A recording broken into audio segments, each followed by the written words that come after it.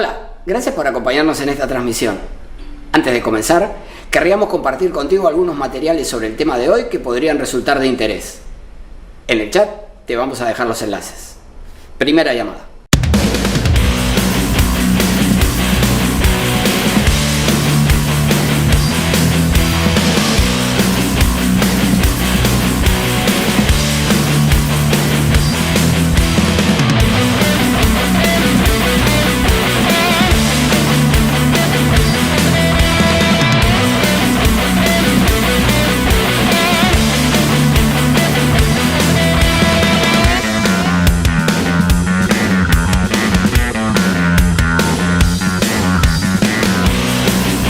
Ya estamos por comenzar la transmisión, pero antes quería pedirte que si te interesan nuestros contenidos, nos sigas en nuestras redes sociales. En el chat vas a encontrar los enlaces. Cuando regreses, estaremos comenzando. Segunda llamada.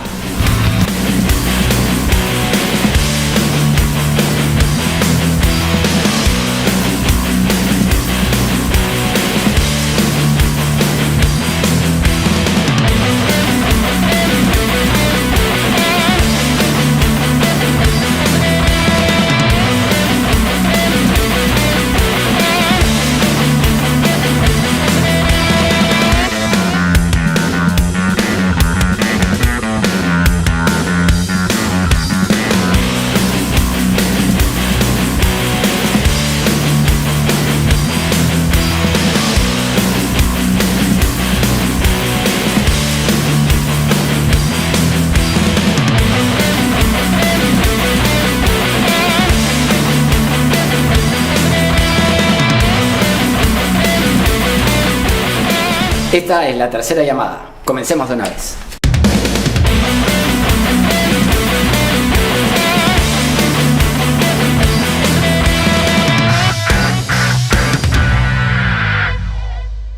Hola, ¿qué tal? Muy buenas noches. ¿Cómo están ustedes? Comenzamos un nuevo programa de la tercera temporada de El Constitucional que se sigue transmitiendo a través de nuestra página de Facebook, por supuesto, Omar.Sar, pero también por televisión abierta a través de Onda Digital Perú, canal 18.4 en Lima, y a través de la plataforma de LP Pasión por el Derecho, que es una entidad de referencia jurídica y brinda capacitación a miles de profesionales.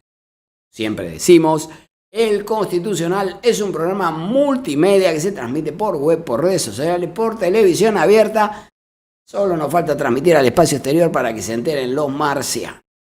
Además, la página del Constitucional ha llegado a más de 1 millón de personas en un mes en Instagram, llegamos a 800.000 personas en Facebook, redondeamos más o menos unos 2 millones de personas. Un éxito total, gracias a ustedes, gracias a que, como siempre les pedimos, comparten este programa, nos dejan su like, se incorporan como colaboradores de nuestra página de Facebook, Omar.Sar.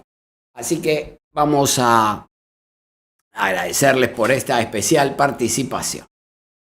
Hoy tenemos un programa muy especial, como ustedes saben, lo hemos estado anunciando, vamos a tener un debate muy interesante, vamos a entrevistar al doctor Lucas Gersi. Lucas Gersi es profesor de la Facultad de Derecho de la Universidad San Martín de Porres, es abogado naturalmente, tiene una maestría en Derecho por la Universidad de Chicago, es profesor de nuestra facultad, y vamos a conversar con él respecto de su afirmación de que a más derechos, menos democracia. Pero vamos a presentarlo primero. Lucas, ¿cómo te va? Muy buenas noches, muchas gracias por acompañarnos. Hola Omar.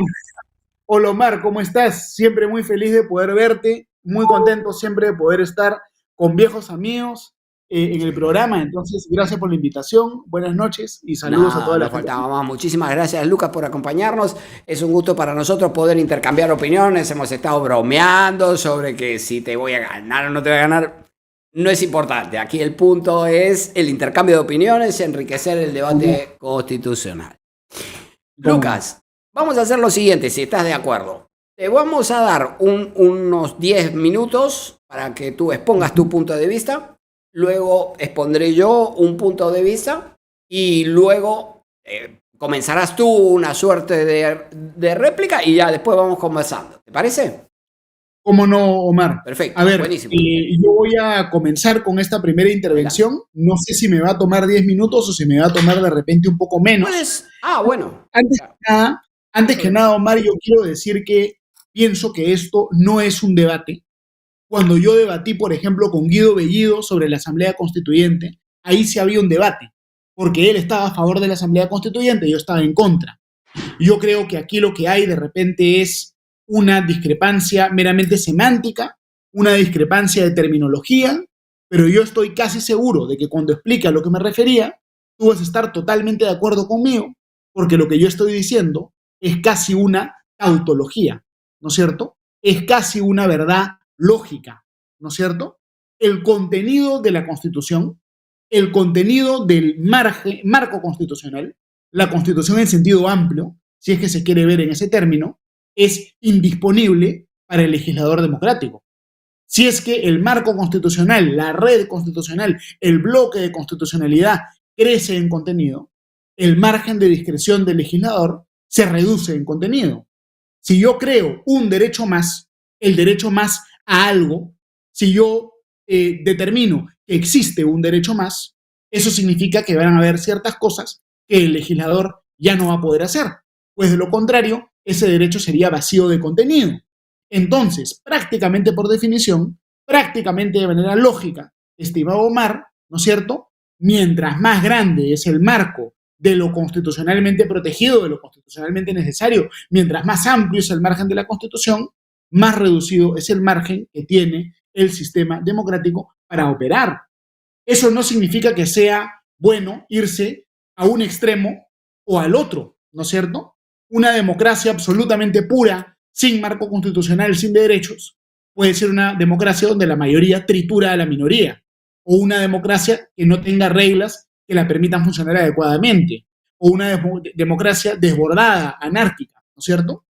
Desde el otro lado, una constitución demasiado amplia puede terminar ahorcando un poco a la democracia y vaciando de contenido la lógica del sistema político. Hay un trabajo muy interesante que a mí siempre me gusta citar, que es un trabajo del profesor George Sebelius de la Universidad de Cambridge. Prácticamente en todos los ciclos y en muchas de las conferencias, charlas que doy, hago referencia al trabajo del profesor George Sebelius. ¿Qué cosa dice el profesor George Sebelius? Él dice que mientras más larga es una constitución, más frágil es una constitución. La constitución más larga, ¿no es cierto?, se cambia con mucha frecuencia y dura poco. En cambio, la constitución corta dura más. ¿Qué más dice el profesor Sebelius? Él dice que una constitución más larga está asociada con menor PBI per cápita en los países. En cambio, la constitución más corta está asociada con un PBI mayor.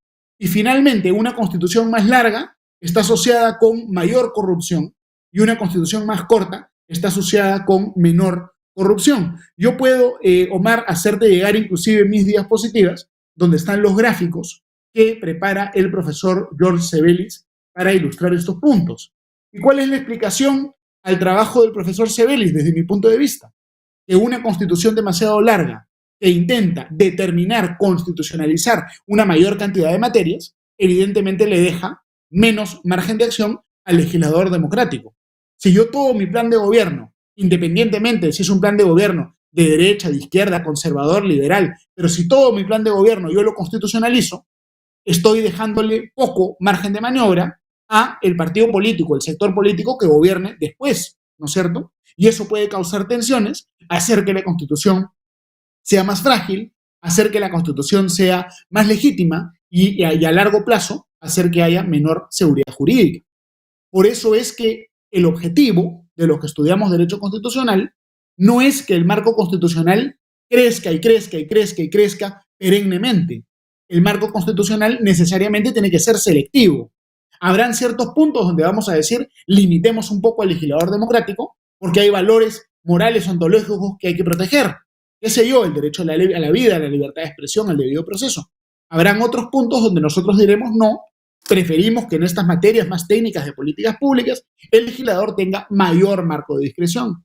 No es que una cosa sea la buena, la otra cosa sea negativa, sea mala, hay que buscar el equilibrio pero tenemos que ser conscientes que hay un trade-off. Hay una situación donde tenemos que escoger entre lo uno y lo otro. Es tautológico y es cierto, y tenemos que tener la honestidad intelectual de reconocerlo.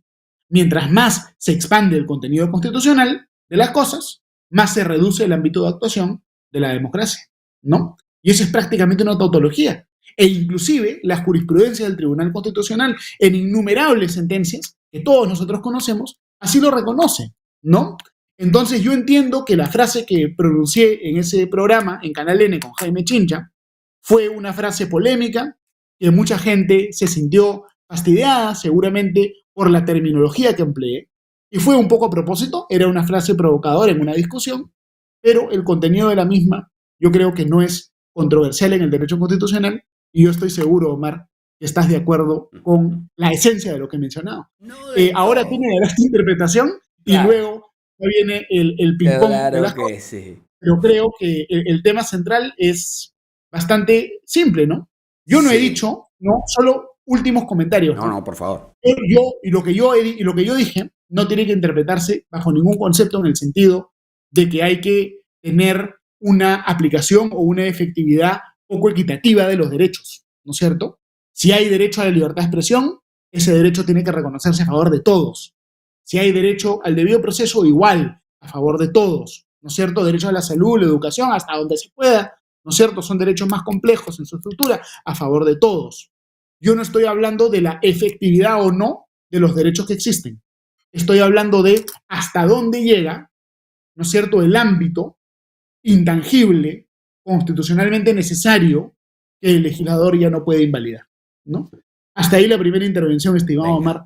Espero que haya servido para aclarar algunos puntos. Ahora te escucho. Nada. Además, esto tiene el valor de poder exponer las ideas, ¿entiendes? Entonces, ya tiene un valor intrínseco, independientemente de que yo pueda compartir algunos aspectos que ahora vamos a ver. A ver, yo creo que la democracia no se limita a la posibilidad de acudir periódicamente a votar. El concepto de democracia presupone un sistema con un determinado contenido respetuoso de la dignidad de la persona humana. Si la democracia es concebida como mero método, como forma de organización solamente, entonces no se encuentra garantizada la justicia como resultado de la actuación de los poderes públicos, y entonces su actuación siempre será legítima si es que fueron elegidos. Rajoli destaca que la noción de democracia no puede limitarse a la elección, al procedimiento, y añade que algún límite sustancial es, en efecto, necesario para la supervivencia de cualquier sistema que quiera ser considerado democrático. Entonces, si la decisión mayoritaria lo puede todo, si esto es la democracia, entonces será posible que con métodos democráticos se supriman por mayoría los propios métodos democráticos. Tú justamente planteabas este riesgo del mayoritarismo, ¿no? Entonces, no solo, y no hablamos solo de los derechos de libertad y los derechos sociales, sino también de los derechos políticos y del propio pluralismo político, de la división de poderes, en otras palabras, de todo el sistema de reglas que constituye la democracia política misma. El procedimiento de elección por la regla de la mayoría no presupone necesariamente regímenes justos o respetuosos de la justicia. Es una verdad que a esta altura del siglo XXI no necesita casi ninguna comprobación. La historia nos da un ejemplo considerable número de regímenes que fueron electos y derivaron en tiranías que asolaron a sus países y a la humanidad en su conjunto, como por ejemplo el Partido Nacional Socialista Alemán, que llegó al poder, llegó a Hitler al poder por la vía de elección.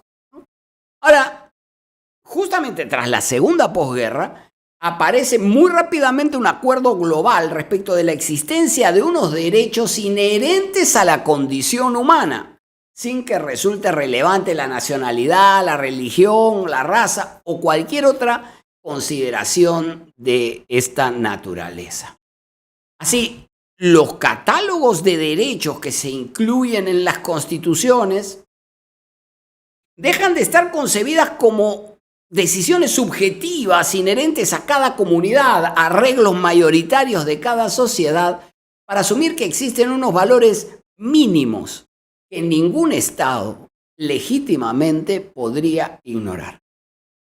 La fundamentalidad de los derechos entendimos que deriva de la relación directa que mantienen con la naturaleza digna de la persona humana. Es decir, ¿por qué erigimos a unos determinados principios como fundamentales?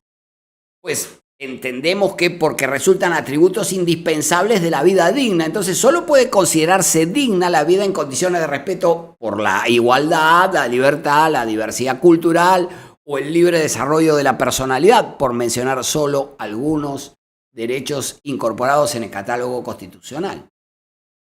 Claramente, estos derechos no pueden ser ignorados o vulnerados a la hora de desarrollar las políticas públicas por el Poder Ejecutivo o de emitir resoluciones judiciales por los órganos jurisdiccionales, ya sean los del Poder Judicial o el Tribunal Constitucional.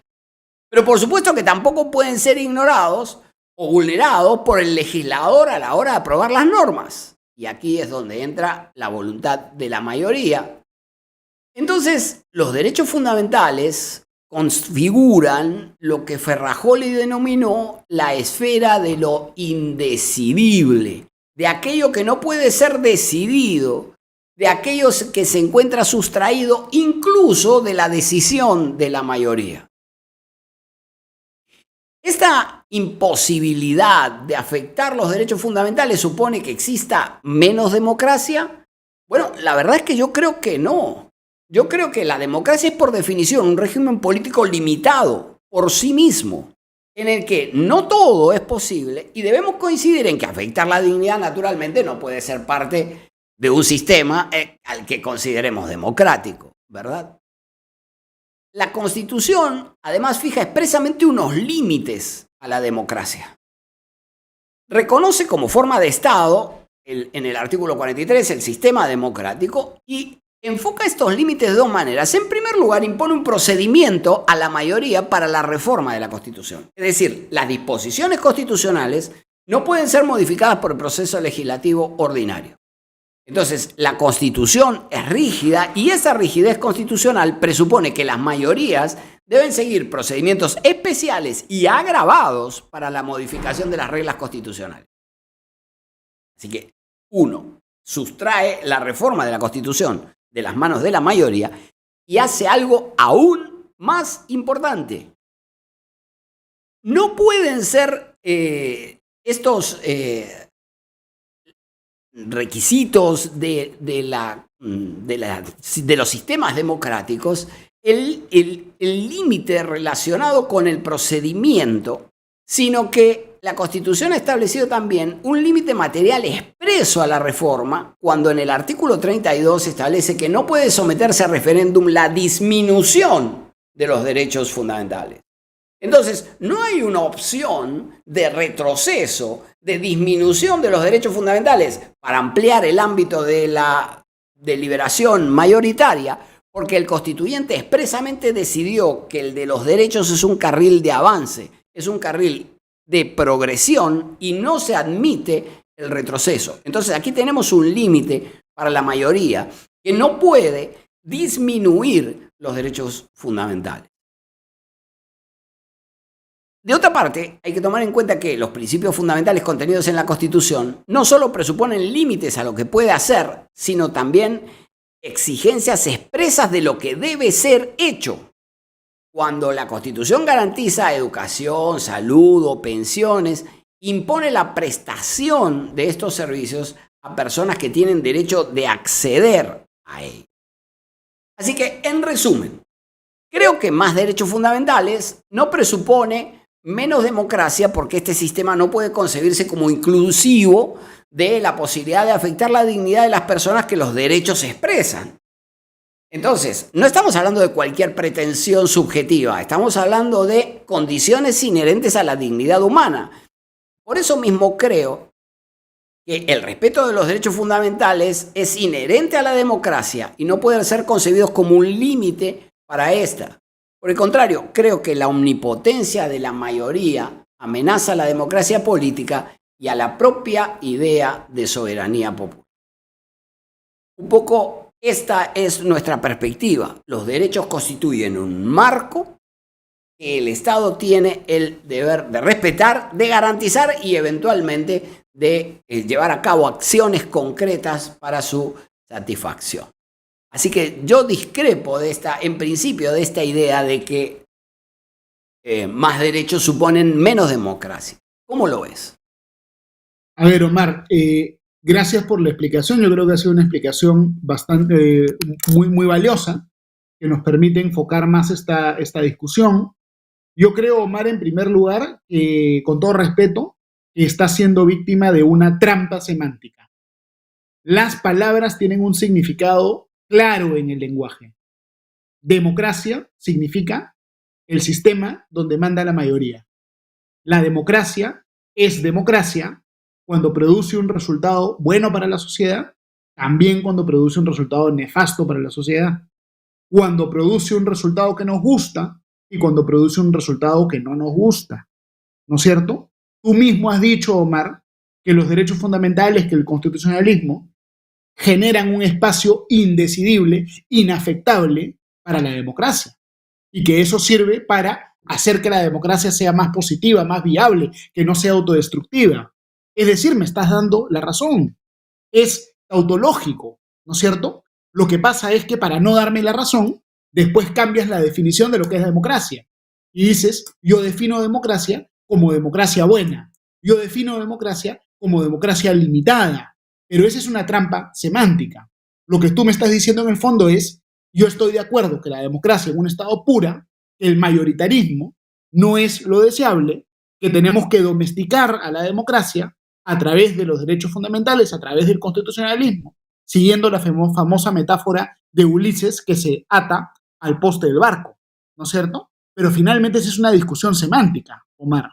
Finalmente estamos los dos de acuerdo que la democracia pura, químicamente pura, como cuestionó Aristóteles, ¿no es cierto?, en la política, no es la mejor forma de organizar a la sociedad. Entonces son temas de semántica, temas de definición. Tú me estás diciendo lo mismo que dijo Aristóteles hace 2500 años o más, ¿no es cierto? Yo no quiero democracia, yo quiero república. Así se le llamaba en esa época, ¿no es cierto? Finalmente son etiquetas. El concepto que has expuesto tú es idéntico en ese sentido al concepto que he expuesto yo. Entonces, en lugar de concluir que estamos en desacuerdo porque la semántica es distinta, yo creo que tenemos que concluir que estamos de acuerdo porque el concepto es finalmente el mismo, ¿no? Eso con relación al tema semántico, ¿no es cierto? Ahora bien, yo creo que sí hay una discrepancia en un tema de fondo y hay que evidenciarla y hay que conversarla. Tú sostienes, Omar, en una postura que yo creo que es la mayoritaria, probablemente, que los derechos humanos son evidentes por sí mismos de alguna manera y que los derechos humanos se desprenden de la dignidad humana y que por lo tanto no hay discreción, no hay un margen de debate, no hay un elemento político en la configuración de los derechos. Y yo creo que eso es cierto de una manera muy inicial y eso es cierto de una manera muy limitada.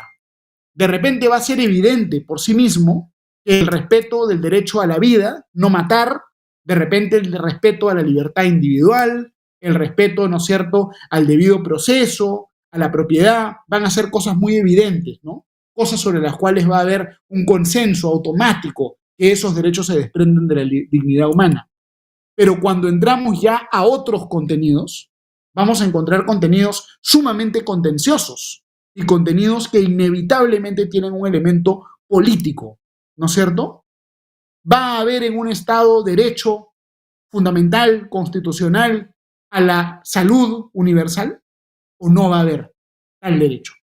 ¿Va a haber tal cosa como el derecho al agua o no va a haber? ¿Va a haber tal cosa como el derecho al Internet o no va a haber? Y ya si entramos a otros derechos más modernos, ¿no es cierto?, que esotéricamente algunos proponen, van a ser cuestiones mucho más políticas, ¿no es cierto?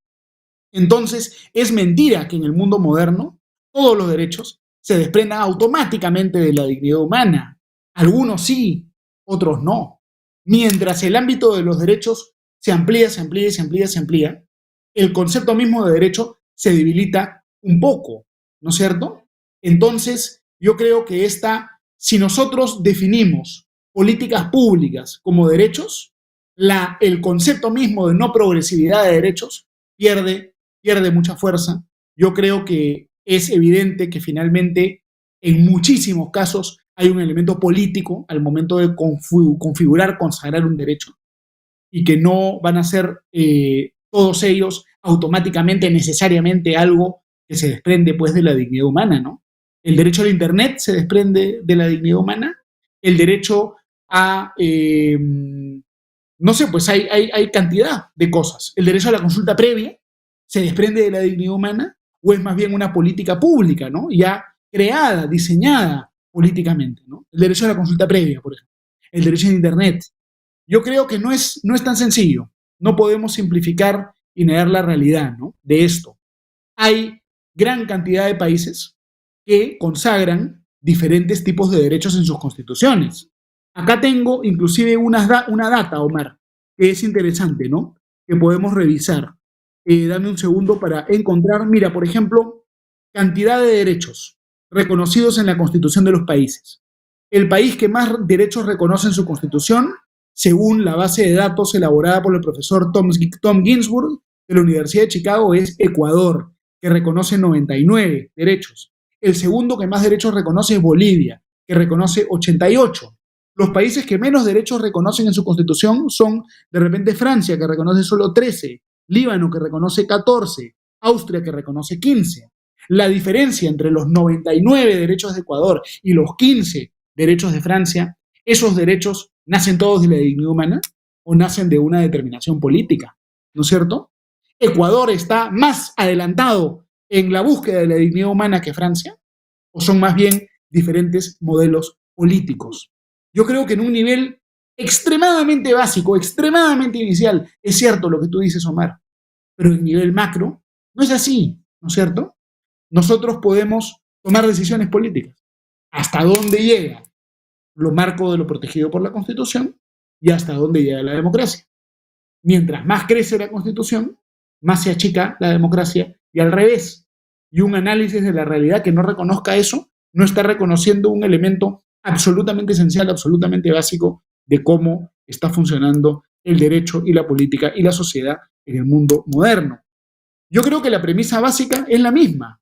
Ambos estamos de acuerdo que no podemos tener un mayoritarismo puro. La discusión finalmente es de detalle, ¿no? ¿Hasta dónde? Correcto. Vamos a hacer una pausa. Hacemos una pausa ahora y regresamos en 1 minuto y medio más o menos. ¿Cómo no, Omar? Muchas gracias. No? Gracias.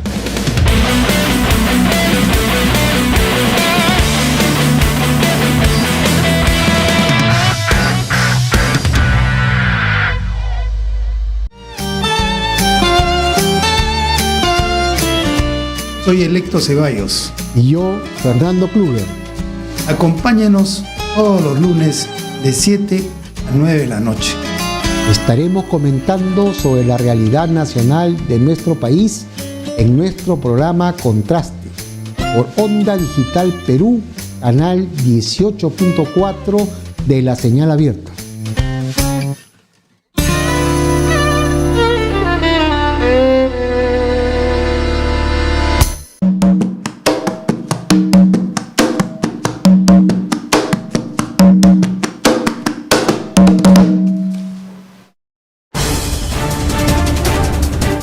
Miércoles a las 9 de la noche los espero en Lapsus por Onda Digital Perú para que sepas la verdad, para que te enteres lo que realmente debes saber y para que no te dejes engañar por otros que siempre mienten o engañan a la población. Lapsus, Onda Digital Perú, miércoles 9 de la noche.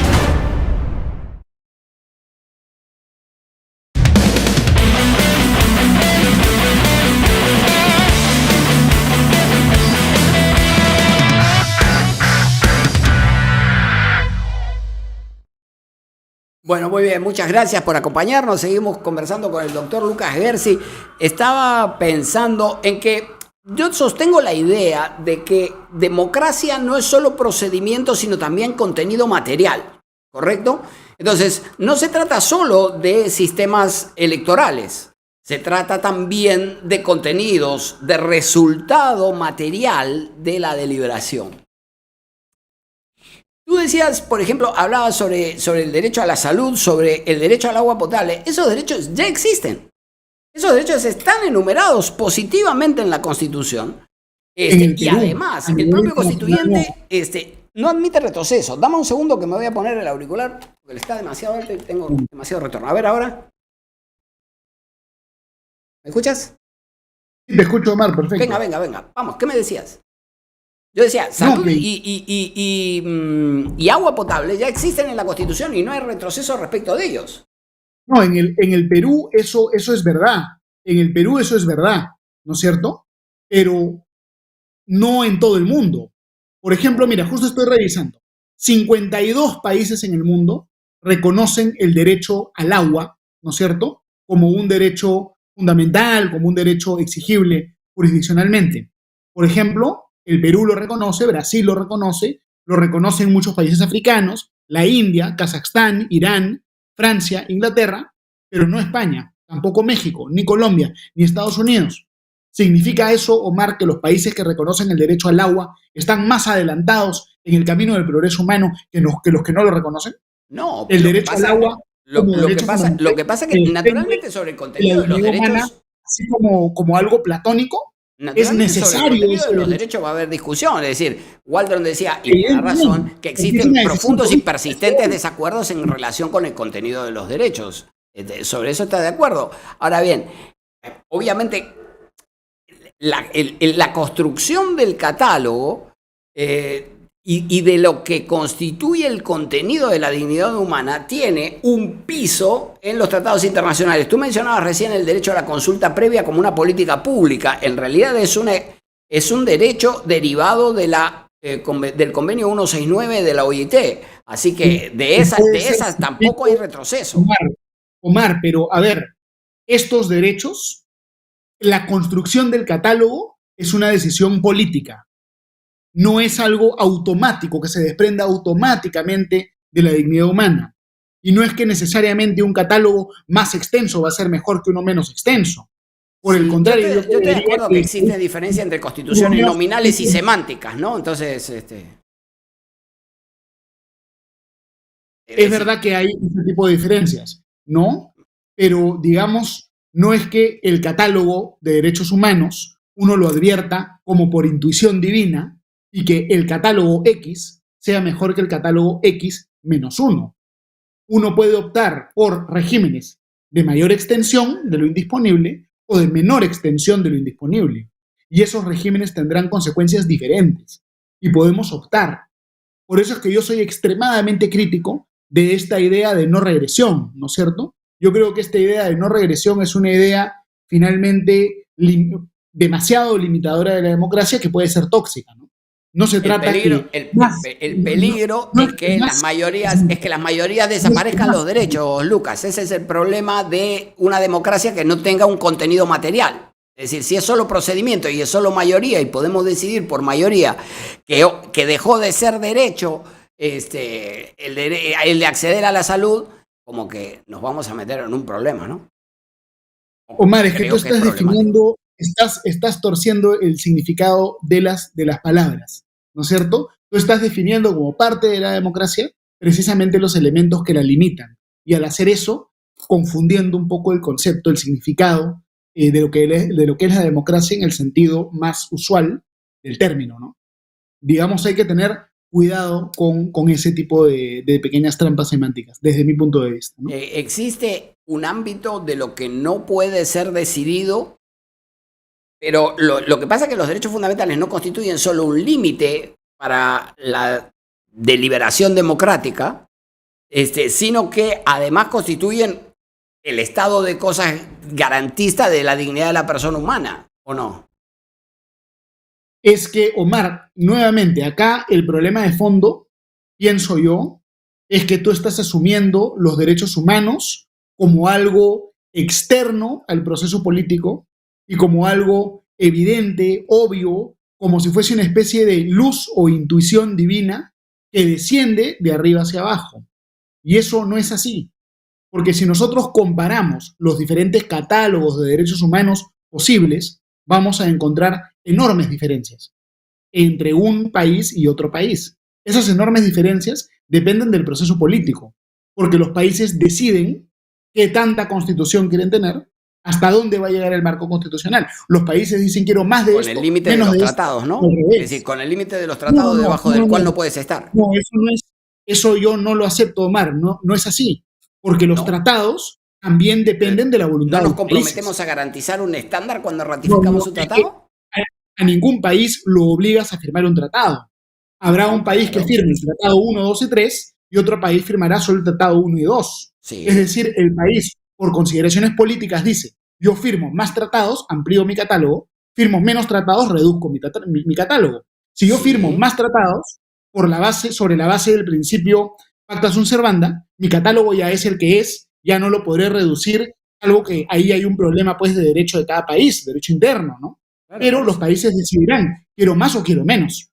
Bueno, Y no es claro. que necesariamente más es mejor. Digamos, yo no creo, Omar, y espero que no sea así, yo creo que tú no piensas y espero que no pienses que el objetivo del derecho constitucional es multiplicar semánticamente o nominalmente la cantidad de derechos. Ese no es el No, objetivo del porque derecho constitucional. siempre hemos dicho que añadir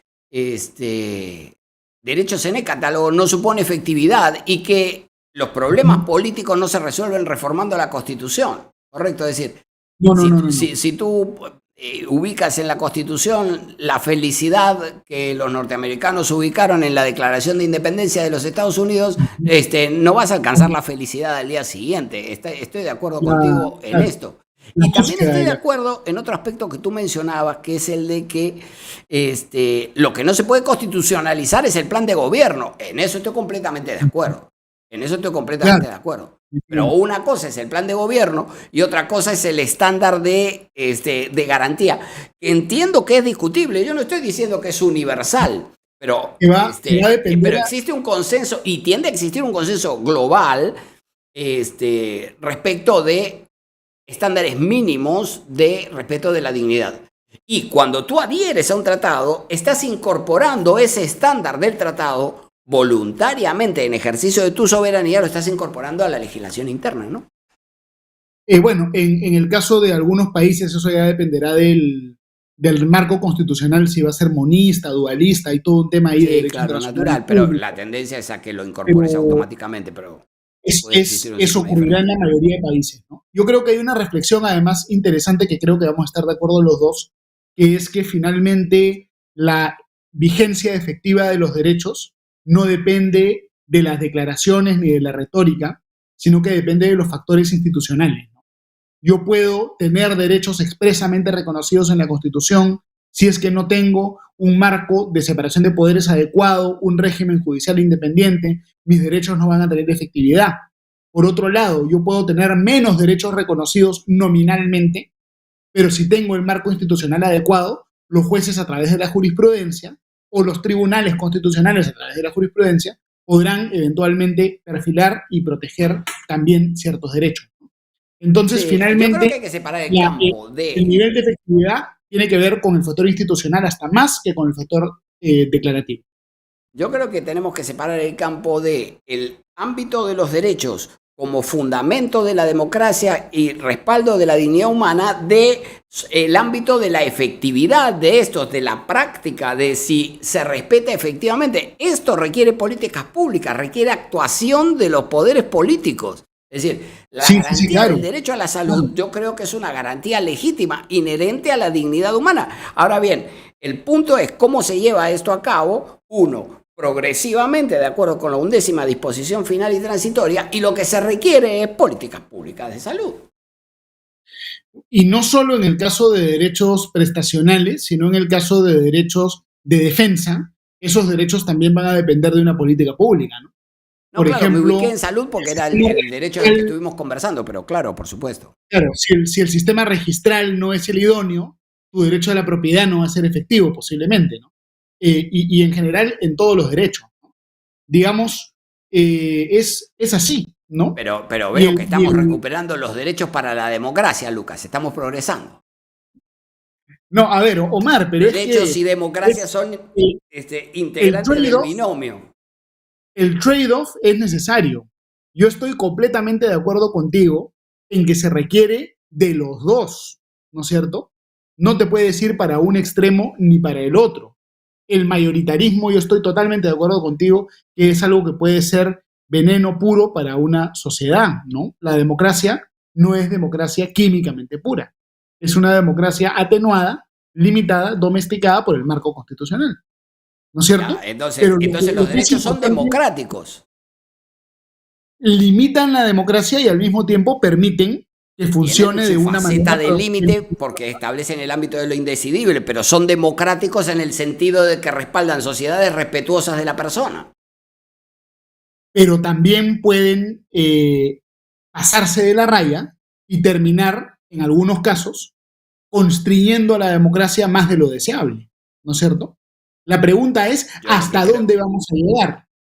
Porque si se amplía y amplía y amplía el margen de lo indecidible, digamos, sin solución de continuidad, podríamos llegar a un punto donde ya queda poco margen de lo decidible. Y eso podría generar una especie de oligarquía, aristocracia judicial de repente, ¿no? Entonces tenemos que ser conscientes de eso también, Omar. Claro, ahora bien, el punto es que, insisto, no estamos hablando de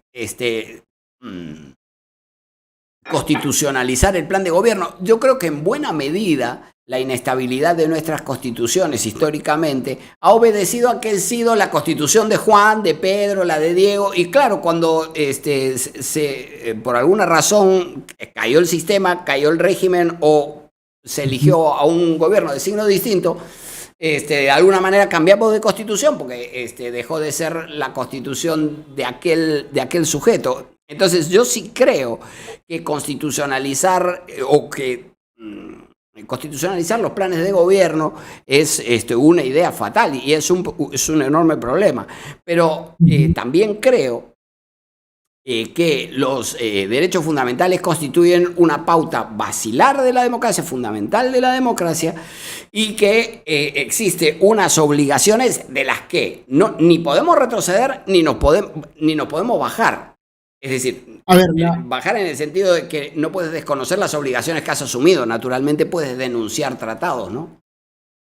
La pregunta filosófica creo que corresponde hacer es cómo diferenciamos el derecho fundamental, el derecho humano, que tú dices, Omar, se deduce de la dignidad humana y que facilita la democracia, de aquel plan de gobierno constitucionalizado, pero disfrazado de derechos, ¿no es cierto? Uno puede ponerle la denominación de derecho a elementos que de repente no corresponden ser calificados como tales.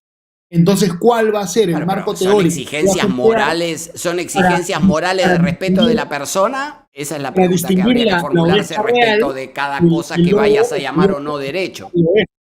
¿No? Es que tú lo dices como si fuera algo autoevidente. Yo creo que no es evidente. Yo creo que hay un margen de discrecionalidad bastante grande, ¿no es cierto? Estas obligaciones morales de protección a la persona, ¿cuáles son? ¿Sobre la base de qué los definimos? ¿Cómo identificamos cuál está dentro de esa categoría, cuál está fuera? Son cosas muy, muy difíciles de hacer, ¿no? Yo tengo una teoría, Omar, sobre algo que tú mencionaste, creo que es interesante. Yo creo que en América Latina, en el Perú en particular, el caso de Argentina es muy distinto, por ejemplo, pero en Perú en particular, yo creo que tenemos mucha más continuidad constitucional de lo que se piensa. A veces los cambios constitucionales han sido más nominales que reales y muchas de nuestras constituciones han sido muy similares a la constitución anterior, ¿no? Muchas veces llamamos nueva constitución a algo que es una nueva constitución de manera muy marginal.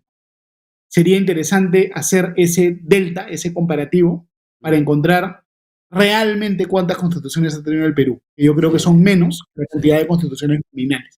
Pero eso ya será para otro punto. De hecho, la Constitución del 93 introduce 3 o 4 cambios sustantivos respecto de la Constitución del 79, pero en lo que a la letra se refiere, reproduce el 80%. Aproximadamente, sí. Tiene algunos cambios sustantivos en materia económica, en materia de procesos constitucionales, por ejemplo. Ahí hay diferencias. En materia orgánica. Sí, claro. También, ¿no? En materia orgánica, sí. Lucas, lo que no dudo que compartimos es el compromiso con la democracia y con el respeto de los derechos, independientemente de que podemos tener desacuerdos en torno a qué debe ser concebido como tal. Efectivamente, Omar, claro que sí. Digamos yo, el riesgo que yo veo es que se aproveche digamos, el carácter reverencial que inspiran los derechos fundamentales, que eso se aproveche para disfrazar de derecho, cosa que no amerita ser calificada como tal, y perennizar de esa manera un criterio político que no debería ser considerado como derecho. Yo creo que ese es un riesgo grande que tienen las democracias en el mundo en este momento, ¿no es cierto? El problema de la multiplicación de los derechos, que lo que hace es constreñir la democracia, conduciéndola hacia cierto lado del espectro político, ¿no es cierto? Yo lo que Ese creo, es un problema grave para la sociedad en este momento. esto lo dejo ahí, lo que creo que solo son derecho aquello que constituye un elemento indispensable, una exigencia moral de respeto de la persona, ¿no? Entonces, y estoy de acuerdo contigo en que no cualquier cosa tiene un estándar de esa naturaleza, ¿no? Pero sí también creo en principios como el de deber de respetar las obligaciones internacionales adquiridas. Y No, también en creo en eso el yo principio de estoy totalmente de progresividad. acuerdo contigo también, sí, claro que sí. En fin. Bueno, Lucas, muchísimas gracias por haber participado. Te pido por favor que sí compartas el material del que estamos hablando para subirlo. Si lo tienes en línea, me compartes el enlace. Y si no lo tienes en línea, me lo pasas en físico, yo lo subo a un drive y lo comparto para que todos lo tengamos Perfecto. accesible. De hecho, es una presentación PPT que elaboré para un curso de Derecho Constitucional Económico de la Universidad San Martín de Porres. Buenísimo. Entonces yo te voy a pasar con todo gusto ahora o como máximo mañana en la mañana ese material. Por el WhatsApp. Perfecto. Entonces tú me lo pasas, yo lo subo y lo compartimos. ¿Te parece? Ya, perfecto, Omar. Listo. Muchísimas gracias. Lucas, un gran abrazo. Ha sido un gusto. Te agradezco mucho por la invitación. Creo que estos debates son muy sanos y ojalá podamos tener más debates sobre temas más interesantes, de repente de manera presencial, ¿no? Encantado, yo aprovecho la oportunidad, Omar, a ver si organizamos un debate en la Facultad de Derecho de la Universidad San Martín sobre algún tema de interés público vinculado al derecho. Estamos preparando cosas, estamos a 30 años, en el 30 aniversario de la Constitución de 1993. Vamos a hacer un evento en el posgrado porque estamos también en el bicentenario de la Constitución de 1823. Así que te comprometo para que pensemos en un debate sobre estos temas relacionados con la Constitución vigente. Claro que sí, definitivamente. Así va a ser, estimado Omar. Nada, gracias por la invitación, feliz de estar acá. Un gran gusto, como siempre. El debate académico creo que es enriquecedor, ha sido buena la conversación y hasta la próxima oportunidad. Ya nos vemos, un abrazo, muchísimas gracias y con ustedes también, muchas gracias por acompañarnos en esta transmisión. Recuerden apoyar nuestro trabajo dejando su like, compartan su comentario. Vamos a analizar luego sus opiniones, les iremos contestando, vamos a subir el material que nos proporcione el doctor Gersi. Y nada, los esperamos la próxima semana en una nueva transmisión de la tercera temporada de El Constitucional. Ya nos vemos.